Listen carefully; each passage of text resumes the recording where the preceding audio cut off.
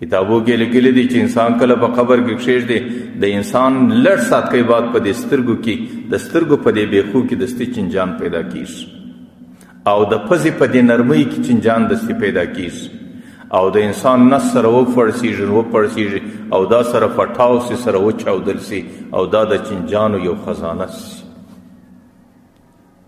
نو روح خو ملک الموت یوړې او د بدن غوښې د قبر چنجانو وخوړلې او دریم چې د انسان کم مال و دولت د انسان چې په نازېده هغې وارثان ځله تقسیم کی.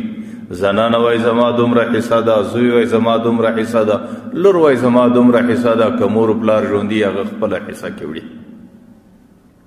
او څلرمه حصه د انسان د بدن هغه اډوکې دي، اډوکې بیا خاورې وخوري.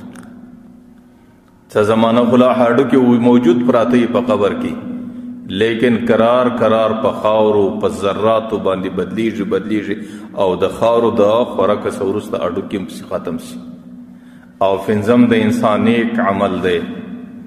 که چیرې انسان نیک وخت یې هغې ته خپل نیک عمل ورفات دی، لیکن که انسان زندگی بې احتیاط ته تېره کړي هغه نیک عمل د انسان د قرض خواهان ځینې یوسي. کله یو قرض خواه راسي وایي دې سړي زما غیبت کړی دی،